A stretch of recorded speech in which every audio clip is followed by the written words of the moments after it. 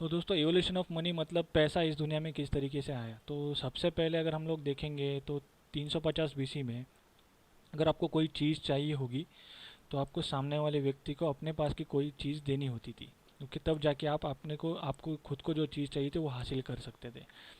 तो ये आप अगर इमेज देख रहे हो तो आपको समझ में आ जाएगा कि दो मेंबर्स है। ओके, तो मेंबर ए को मेंबर बी के पास से सब्जी चाहिए, तो ये अपने पास जो बकरी थी वो सामने वाले को दे के अपनी सब्जी ले रही है। ओके, तो ये तरीका होता था एक्सचेंज का। ओके, यानी हम लोग चीज़ें एक्सचेंज करके हमें जो चीज़ें चाहिए वो ले सकते थे। ओके, फिर आगे ज़माना आ गया मेटेलिक मनी का। ओके, यानी अगर आप देखोगे एवोल्यूशन ऑफ मनी में तो मेटल्स आ गए। ओके, तो मेटल ऑफ मनी मतलब मेटेलिक मनी मतलब गोल्ड, सिल्वर और ब्रॉन्ज। ओके, तो ये ऐसा था कि ये जो मेटल्स है हम लोग मेल्ट करके इनके कॉइन्स बना के उसको यूज़ कर सकते थे, ये आसान होता था हमारे लिए। पर हम लोग अगर ये बार्टर सिस्टम में जो देखते थे कि अगर कोई चीज़ देनी है और उसको लेना हो तो उसके हम लोग कोई टुकड़े करके तो नहीं ले सकते थे। ओके, तो ये बहुत मुश्किल होता था, इसलिए ये मेटल करेंसीज आ गई उस समय में और इनका यूज़ बहुत बढ़ गया था।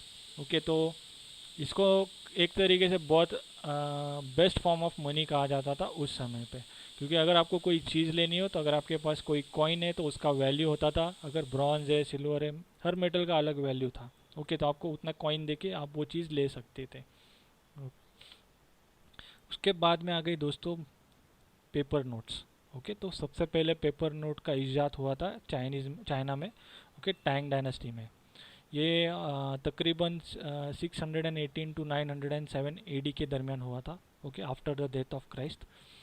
तो ये करेंसी किस तरीके से आई थी कि अगर मेरे पास सोना है, ओके मतलब गोल्ड है या गोल्ड करेंसी है, तो मैं हर बार उसे कैरी करना मेरे लिए बहुत मुश्किल होता था, यानी चोरी के चांसेस बहुत होते थे। तो लोग क्या करते थे, गोल्ड को या गोल्ड कॉइन्स को किसी सोनार के पास रख के बॉन्ड बना के लेते थे। ओके, तो ये बॉन्ड का इस्तेमाल करके लोगों ने ट्रांजैक्शन करना स्टार्ट किया। बॉन्ड मतलब पेपर मनी। ओके, तो ये इस तरीके से लोगों ने पेपर मनी का यूज़ करना स्टार्ट किया। ज़्यादातर जिसके पास भी गोल्ड होता था वो बॉन्ड बनाता था और उस बॉन्ड को एक्सचेंज करते थे। तो लोगों ने बॉन्ड को भी एक्सचेंज करना स्टार्ट किया। ओके, फिर धीरे धीरे अगर आप देखेंगे, अगर हम लोग अगर एक 150-200 साल पहले या हाँ 150-200 साल पहले के अगर हम देखेंगे तो यूएस में हर बैंक अपना खुद का एक नोट बनाता था, यानी पेपर करेंसी बनाता था। हर एक का वैल्यू अलग था। ओके, तो ये ट्रांजैक्शंस के लिए बहुत आसान होता था उस स्टेट्स के लोगों के लिए। ओके, तो इस तरीके से हर एक कंट्री ने धीरे धीरे अपने भी नोट्स छापना स्टार्ट किया था और हम लोग आज भी उसका इस्तेमाल करते हैं। ओके, मेटेलिक करेंसी में हम अगर देखेंगे तो मेटेलिक करेंसी में सिर्फ गोल्ड गोल्ड हम लोग आज एज अ एक तरीके से स्मॉल एसेट की तरह भी यूज़ करते हैं हम लोग। ओके, तो अभी का ज़माना अगर हम लोग देखेंगे तो मोस्टली हम जो यूज़ कर रहे हैं वो है प्लास्टिक और इलेक्ट्रॉनिक मनी। प्लास्टिक मनी मतलब डेबिट और क्रेडिट कार्ड, और इलेक्ट्रॉनिक मनी मतलब नेट बैंकिंग। ओके, तो आजकल बहुत आसान हुआ है हमारे लिए। अगर हमको पैसा निकालना है हम एटीएम में जाके कार्ड स्वाइप करके पैसा निकाल सकते हैं। शॉपिंग करना है तो कार्ड का इस्तेमाल कर सकते हैं। ओके, तो ये बहुत आसान हुआ है हमारे लिए। और इलेक्ट्रॉनिक मनी के बारे में बात करेंगे। ओके, तो इलेक्ट्रॉनिक मनी जो है हम लोग नेट बैंकिंग के द्वारा उसका बहुत यूज़ करते हैं। अगर हमको किसी मेंबर को, अगर हमसे वो कई दूर भी हो, मतलब हज़ारों किलोमीटर दूर हो, तो हम लोग इलेक्ट्रॉनिक मनी से भी उसको पैसा सेंड कर सकते हैं। तो ये एक बहुत आसान तरीका है हमारे लिए आज के ज़माने में ट्रांजैक्शंस करने के लिए। ओके दोस्तों, तो कई सारे मेंबर्स तो ऑलरेडी इसका इस्तेमाल करते ही होंगे, पर एक नई करेंसी आज के समय में बहुत उभर रही है। ओके, उसका नाम है बिटकॉइन। ओके दोस्तों, तो एक्चुअली बिटकॉइन अगर हम लोग देखने जाए तो ऑलमोस्ट 5-6 साल से ज़्यादा हुआ है ये ऑनलाइन में है, पर लोगों को इसके बारे में ज़्यादा पता नहीं है दोस्तों। ओके, ये एक तरह की डिजिटल मनी कहा जाता है, इसको डिजिटल करेंसी कह सकते हैं, और ये दुनिया की पहली डिजिटल करेंसी है। ओके, तो रिसेंटली इसका क्रेज़ बढ़ते जा रहा है क्योंकि इसका एक लिमिट है दोस्तों। ओके, पूरी दुनिया में 21 मिलियन बिटकॉइंस ही अवेलेबल है, तो उससे ज़्यादा बिटकॉइंस पूरी दुनिया में आ ही नहीं सकते। ओके, तो उस कारण इसका क्रेज़ बहुत बढ़ रहा है। और अगर हम देखेंगे तो इसका एक तरीके से हम लोग एसेट की तरह अगर हम इसको देखेंगे तो वैल्यू बहुत बढ़ेगा आने वाले समय में।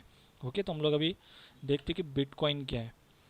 तो बिटकॉइन दुनिया की पहली डिसेंट्रलाइज्ड डिजिटल करेंसी है। ओके, जिसको इन्वेंट किया था सतोशी नकामोटो ने। ओके, ये हुई थी इजाद 2008 में। ओके, पर इसका एक्चुअल में यूज़ हुआ स्टार्ट 2009 में। तो ये किस तरीके से हुआ और ये करेंसी के बारे में लोगों को कैसे पता चला। दोस्तों, अगर आपको पता होगा कि टोरेंट्स की साइट होती है। ओके, तो मिस्टर सतोशी ने ये बिटकॉइन का एक वॉलेट बनाया था, सॉफ्टवेयर बनाया था, जो इन्होंने टोरेंट की साइट्स पे डाला था। ओके, तो 2008-2009 के दरमियान सिर्फ दो लोग इसको यूज़ करते थे, जो कि मिस्टर सतोशी खुद थे उनमें से एक, और उनका एक दोस्त था। पर धीरे धीरे इसके बारे में लोगों को जैसे पता होना स्टार्ट हो गया कि ये डिसेंट्रलाइज करेंसी बनाई गई है, तो इसका ट्रांजैक्शन मतलब लोगों ने इसका वॉलेट्स बनाना स्टार्ट किया। ओके, दुनिया का सबसे पहला ट्रांजैक्शन अराउंड 2009 में हुआ था। पहली बार बिटकॉइन का इस्तेमाल हुआ था एक्चुअल में किसी चीज़ को खरीदने में, वो थी पिज़्ज़ा। किसी इंसान ने अमेरिका में उसके पास पैसे नहीं थे और उसके पास बिटकॉइंस अवेलेबल थे, तो उन्होंने अपने बिटकॉइंस देकर उसके बदले में पिज़्ज़ा परचेज़ किया था। ओके, तो ये बिटकॉइन का पहला ट्रांजैक्शन था दुनिया में। और सबसे कुछ खास बात है दोस्तों बिटकॉइंस में कि उसको कोई गवर्नमेंट कंट्रोल नहीं कर सकता। ओके, या कोई इंस्टीट्यूशन भी कंट्रोल नहीं कर सकती। ये इंटरनेट के यूज़ के द्वारा किसी भी मेंबर्स को आ, मतलब आसानी से हम लोग उसको सेंड कर सकते हैं या रिसीव कर सकते हैं। ओके, इसमें बीच में किसी का कोई ये नहीं आता है, मतलब इंटरमीडिएट कोई नहीं रहती। जैसे कि हमें अगर कोई एग्जांपल ले लूँगा, अगर मैं क्रेडिट कार्ड या डेबिट कार्ड का, अगर हम लोग एटीएम से भी पैसा निकालते हैं, हमको बैंक को कुछ पैसा भी पे करना पड़ता है। तो ये पहला मशीनरीज, जब हम लोग कार्ड स्वाइप करते हैं तो ये ट्रांजैक्शन होने में डिटेल्स सामने वाले बैंक को जाएगा।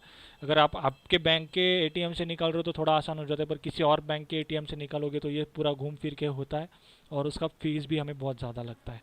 ओके, तो बिटकॉइन ऐसा नहीं है, बिटकॉइन में लगभग ना के बराबर फीस लगती है आपको। ओके, और किसी को भी दुनिया के किसी भी कोने में आप इसको आसानी से सेंड कर सकते हो। तो हम लोग थोड़ा बिटकॉइन के फीचर के बारे में देखते हैं, मतलब आगे के ज़माने में इसका क्या वैल्यू हो सकता है। पूरे दुनिया में इसे न्यू फॉर्म ऑफ मनी के तरीके से देख रहा है दोस्तों। ओके, क्योंकि कम्प्लीटली डिसेंट्रलाइज है, इस पर किसी का कोई रूल रेस्ट्रिक्शन कुछ नहीं है। ओके, ओपन सोर्स मनी है, इलेक्ट्रॉनिकली ट्रांसफ़र यानी इंटरनेट का यूज़ करके आप इसको बहुत आसानी से सामने वाले को ट्रांसफ़र कर सकते हो। ओके, आप अगर देखोगे क्या, देखिए इन्फ्लेशन प्रूफ, मतलब सिर्फ पूरी दुनिया में 21 मिलियन बिटकॉइन अवेलेबल है। यानी अगर देखूँ तो एक लिमिटेड संख्या है इसकी, अनलिमिटेड नहीं है। जैसे हम लोग अगर हमारे बैंक्स के बारे में देखेंगे या गवर्नमेंट जो नोट छाप रही है, तो नोट छापने का कोई लिमिट ही नहीं है दोस्तों। ओके, ये फियाट मनी है, उसका कोई लिमिट नहीं है। जैसा ज़रूरत पड़ेगा, इलेक्शंस आ गए, नोटों की ज़रूरत है, छाप दिया। वॉर चला आ गया, वॉर चल रहा है कहीं पे, वॉर के लिए पैसे की ज़रूरत है, नोट छाप दिए। बिटकॉइंस के बारे में ऐसा नहीं है दोस्तों, बिटकॉइन इज़ लिमिटेड। ओके, तो हम लोग अगर देखेंगे 2009 में बिटकॉइन का वैल्यू $0.01 था, यानी 1 सेंट था। ओके, 2009 में। आज का डेट अगर मैं देखूंगा तो मैंने ये जो डेट दिया है, और 2016 में 500 प्लस, तो ये 500 ऑलरेडी क्रॉस कर चुका है, इट इज़ 600 प्लस। ओके दोस्तों, तो $600 में आज की डेट में एक बिटकॉइन मिल रहा है दोस्तों। तो 2009 से लेकर 2016 में 16 तक इसका वैल्यू इतना क्यों बढ़ा है। ओके, मैं आपको विकीपीडिया का भी एक प्रूफ दिखा देता हूँ, अभी आपको समझ में आ जाएगा। देखो दोस्तों, यहाँ पे मैंने एक विकीपीडिया की साइट ओपन की है। ओके, अगर आपको चाहिए तो आप भी रिसर्च कर सकते हो, हिस्ट्री ऑफ बिटकॉइन टाइप करना, आपको सारी डिटेल्स मिल जाएगी। ओके, तो ये रिगार्डिंग प्राइस से रिलेटेड है। देखिए, जैन 2009 2010 तक में उसका कोई वैल्यू नहीं था। उसके बाद में फर्स्ट ट्रांजैक्शन 0.1 सेंट में 2010 के करीब हुआ। फिर जुलाई 2010 में 8 सेंट तक गया। फिर फरवरी 11 में इसका सबसे बड़ा पहला प्राइस कहेंगे तो हम लोग $1 था। ओके, क्योंकि इसने फर्स्ट डॉलर का मार्क वैसे पार कर लिया था। फिर जुलाई एंड ऑफ 2011 $31 तक चला गया था। फिर से इसका रेट गिर के दिसंबर में $2 पे आ गया। फिर ये $13। ओके, उसके बाद बहुत बड़ा मार्क जो पहला इसने अचीव किया था अप्रैल 2013 में $266 का, फिर से इसके रेट गिर गए। फिर बड़ा मार्क फिर से इसने अचीव किया नवंबर, 350 से लेके $1250 तक चला गया था दोस्तों। ओके, तो 2013 के बाद 600, 1000 हुआ। ओके, फिर 750 से वो 1000 के बीच में चलते रहा। फेब्रुवरी का देखेंगे 2014 का, तो 550 से 750 के बीच में चल रहा है। और आज की डेट का हम लोग अगर देख ले तो 450 से 700 के बीच में ही चल रहा है दोस्तों। तो इसका एक अभी पिछले अगर 3 साल का हम लोग अगर रेट देखेंगे तो ये $300 के ऊपर रहता है, और 700 से $750 के बीच में रह रहा है। ओके, तो लास्ट 3 इयर्स का रिकॉर्ड देखेंगे तो ये ऐसा है, क्योंकि हर 4 साल में बिटकॉइंस का ये होता है, क्या बोलते हैं, जो 21 मिलियन बिटकॉइंस है उसमें से कुछ अमाउंट बिटकॉइंस की मार्केट में आती है। तो इस जुलाई के एंड में जो हर 4 साल का पीरियड होता है वो ख़त्म हो रहा है, तो इस जुलाई में और कुछ बिटकॉइंस अभी बचेंगी। ओके, 21 मिलियंस में से ऑलरेडी मैं कहता हूँ कि कुछ 15 लाख के से ज़्यादा के बिटकॉइंस ऑलरेडी मार्केट में आ चुके हैं दोस्तों। तो एक प्रेडिक्शन है लोगों का कि ये सारे बिटकॉइंस कब तक ख़त्म हो जाएंगे। तो एक प्रेडिक्शन के अनुसार दोस्तों बता रहा हूँ, ये एक्चुअल में ऐसा ही होगा ऐसा नहीं, थोड़ा लेट भी हो सकता है।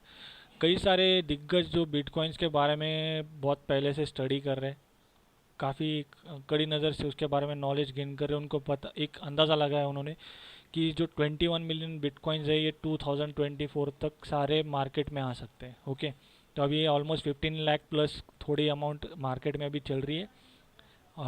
आप कह सकते हो कि 6 मिलियन बिटकॉइंस अभी तक बिटकॉइन बैंक में अभी तक अवेलेबल है। ओके, तो ये 6 मिलियन बिटकॉइंस 2024 तक पूरी की पूरी तरह मार्केट में आ जाएगा, यानी 21 million total 21 million bitcoins market में आ जाएगा।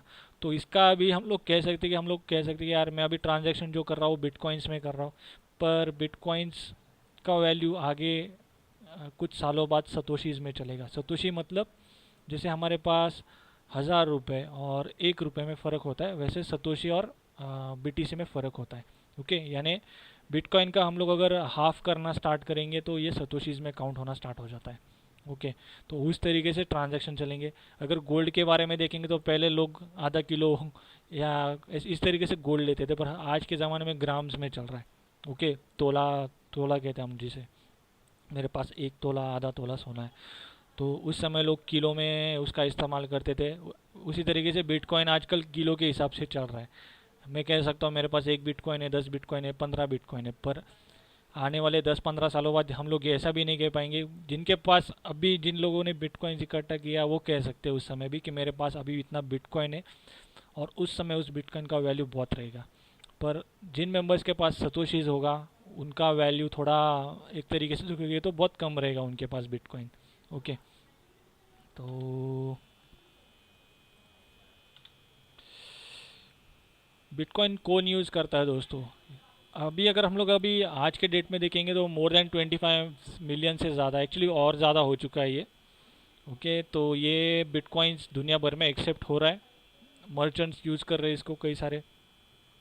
एट प्रेजेंट 800 से ज़्यादा एटीएम्स है इसकी। सबसे फेमस एक अभी एटीएम है, मैंने जिसके बारे में एक बात बताता हूँ आपको। अगर आप इनको पहचानते हो तो आपको समझ में आ जाएगा। इनका नाम देखिए, यहाँ पे पीछे भी आप बैकग्राउंड में देख सकते हो, Mike Tyson bitcoin. Mike Tyson एक यूएस के सबसे फेमस बॉक्सर में से एक है।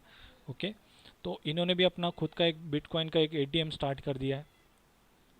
देखिए मशीन भी यहाँ पे है, तो आप जाइए, अगर आपको चेक करना है गूगल पे जाके mike-tyson-bitcoin.com टाइप कीजिएगा, आपको ये साइट मिल जाएगी। ओके, तो ये ये उन व्यक्तियों में से जिनको बिटकॉइन की वैल्यू सच में पता है। ओके दोस्तों, तो आपको भी अगर बिटकॉइन की वैल्यू पता चल जाएगी तो आप ऑब्वियसली उसको पाना ज़रूर चाहोगे। ओके, अगर हम कुछ बड़े दिग्गजों की बात करें जो आज के ज़माने के बड़े बिजनेसमैन हम जिनको कहते हैं, तो मैं दो बड़े बिजनेसमैन के नाम लूँगा। सबसे पहले इंडिया के जो बड़े बिजनेसमैन थे, मिस्टर रतन टाटा। ओके, उन्होंने भी बिटकॉइन में काफ़ी सारा पैसा इन्वेस्ट किया है दोस्तों। ओके, तो उनको भी पता है कि bitcoin is future of currency.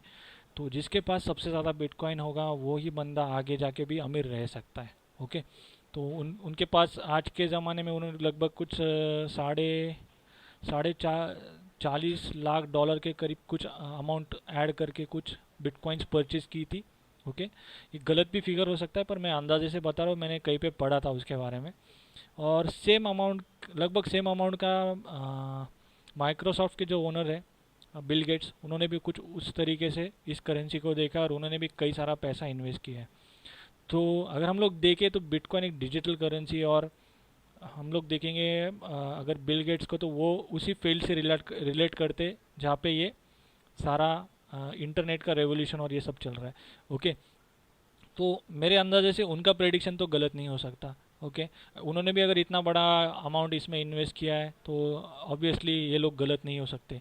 दो नहीं, ऐसे तो कई सारे बिजनेसमैन हैं जिन्होंने इस बिटकॉइन में कई सारा पैसा लगाया, क्योंकि उनको पता है कि इस पे इसका रेवोल्यूशन एक्चुअली दोस्तों अभी अभी स्टार्ट बहुत हो रहा है। ओके, क्योंकि काफ़ी सारे लोग बिटकॉइन को यूज़ करना स्टार्ट कर रहे हैं। देखिए दोस्तों, अभी एडवांटेजेस अगर हम देखेंगे, एक तो इसमें फ़ीस नहीं लगती, लगभग लगी तो ना के बराबर फीस लगती है। प्रोटेक्शन अगेन फ्रॉड है। ओके, उसके बाद में मोबाइल पेमेंट बहुत इजी कर दिया है इन्होंने। Multi signature, okay, control over security over money, no PCI compliance required, तो प्रोटेक्ट योर आइडेंटिटी, ये सारे जो हमने दिया है ये सारी ट्रांसपेरेंसी है इसकी। ओके, तो आगे देखते हैं, अभी बिटकॉइन माइनिंग के बारे में पढ़ते हैं दोस्तों। बिटकॉइन माइनिंग क्या है और बिटकॉइन माइनिंग आपको क्यों करनी चाहिए। देखिए दोस्तों, बिटकॉइन माइनिंग इसलिए ज़रूरी है क्योंकि मैंने जैसे कहा ये नए ज़माने का पैसा है, और जिसके पास ज़्यादा बिटकॉइंस होगा आगे के ज़माने में वो उन अमीर लोगों में से हो सकता है। ओके, तो बिटकॉइन के दो तरीके से माइनिंग होती है। एक तो पूल माइनिंग, क्लाउड माइनिंग कहते हैं, और एक क्लाउड माइनिंग होता है। तो सबसे ज़्यादा लोग जो प्रीफर करते हैं वो है क्लाउड माइनिंग को।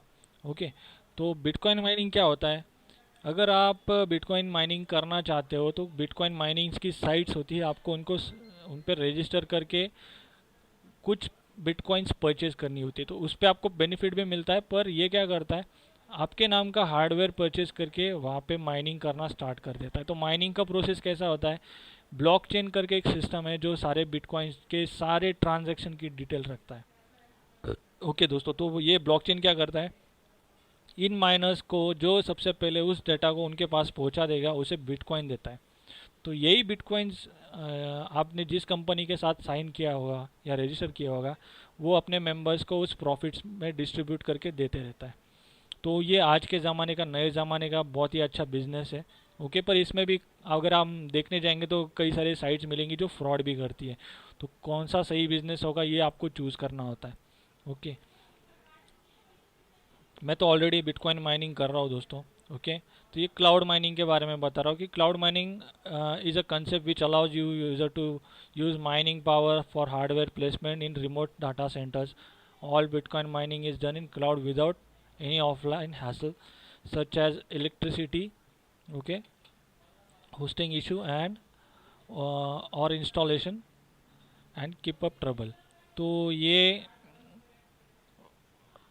बेसिकली ये आपके नाम से हार्डवेयर परचेज किया जाता है, ये माइनिंग सेंटर्स में आपके नाम का हार्डवेयर लग जाता है और ये माइनिंग करना स्टार्ट कर देता है। जो भी प्रॉफिट मिलेगा आपके साथ डिस्ट्रीब्यूट किया जाता है। अगर उसने कुछ कॉन्ट्रैक्ट में लिखा होगा कि आपको हम लोग पर्टिकुलर परसेंटेज देंगे तो आपको उतना परसेंटेज दिया जाता है। अब पूल माइनिंग देखते, पूल माइनिंग में कैसा होता है कि कई सारी टीम्स होती है पूरी दुनिया में से। ओके, तो जो टीम सबसे पहले ट्रांजैक्शन पूरा करके ब्लॉकचेन को सेंड करेगी वही आपको पैसा दे देती है। ओके, तो इसको हम लोग पूल माइनिंग कहते हैं। तो दोस्तों ये मेरा बिटकॉइन का प्रेजेंटेशन था। ओके, थोड़ा आपको लेंदी भी लगेगा पर मैंने अपने तरीके से एफर्ट दिया है इसको थोड़ा आसान करके समझाने में। ओके, सिंपल सी बात है, बिटकॉइन के बारे में कंफ्यूज होने की ज़रूरत नहीं है आपको। आपको सिर्फ इतना समझना है कि ये नए ज़माने का पैसा है और अब इसको अभी से इस्तेमाल करना स्टार्ट करोगे तो आपका आगे जाके इसमें 100% बेनिफिट हो सकता है। ओके, तो मैं ऑलरेडी इसको लगभग अभी फेब्रुवरी से मैं इसको यूज़ कर रहा हूँ दोस्तों। ओके, मतलब मुझे भी जनवरी में पता चला था बिटकॉइन क्या है, तो मैंने उसके बारे में खोजबीन की और फिर मैंने बिटकॉइन को यूज़ करना स्टार्ट किया था। तो फेब्रुवरी 2016 से मैं इसको यूज़ कर रहा हूँ और मैंने आज तक काफ़ी सारे बिटकॉइंस भी कमाए उनका इस्तेमाल भी करता हूँ रिचार्ज वगैरह करने के लिए। ओके, तो इसका वैल्यू है, बिना वैल्यू के मार्केट में नहीं चलता था, और बड़े जो जैसे बिजनेसमैन हो या मार्केटर्स हो इसमें पैसा नहीं लगाते थे दोस्तों। ओके, तो जो जो भी बिजनेसमैन होता है वो वहीं पे पैसा लगाता है जहाँ पे उसको पता है कि हाँ इस चीज़ की वैल्यू है। जहाँ जहाँ जिस चीज़ की वैल्यू नहीं होगी वहाँ पे कोई भी बड़ा बिजनेसमैन पैसा नहीं लगाएगा। ओके, तो उसको पता है ये नए ज़माने का पैसा है और आगे के ज़माने में इस तरीके का पैसा ही चलने वाला है। ओके, तो जैसे हम देखेंगे कि ज़माने के हिसाब से पैसा बदलते गया, तो आज के ज़माने में बिटकॉइन एक नया पैसा है जिसको आप अगर यूज़ करना स्टार्ट कर दोगे तो 100% फ़ायदा हो सकता है आपका। ओके, तो अगर आप बिटकॉइंस अगर कमाना चाहते हो दोस्तों तो मुझसे कांटेक्ट कर सकते हो। ये मेरी डिटेल्स दी है मैंने कांटेक्ट की स्क्रीन के ऊपर, मेरा मोबाइल नंबर, मेरा स्काइप आईडी है और ये मेरा ईमेल एड्रेस है। ओके, तो आपको अगर कांटेक्ट करना है मुझे कांटेक्ट कर सकते हो, मैं आपको डिटेल्स सेंड कर सकता हूँ ईमेल द्वारा। अगला मेरा वीडियो आएगा रिगार्डिंग जो बिटकॉइन का बिजनेस मैं कर रहा हूँ उससे रिलेटेड होगा दोस्तों। तो मैं चाहूँगा आप उसे ज़रूर एक बार देख ले, यानी आपको सही लगे तो आप इसे ज्वाइन करके बिटकॉइन कमाना स्टार्ट कर सकते हो। ओके, तो अभी के लिए इतना ही, अगली बार फिर मिलते हैं। शुक्रिया दोस्तों।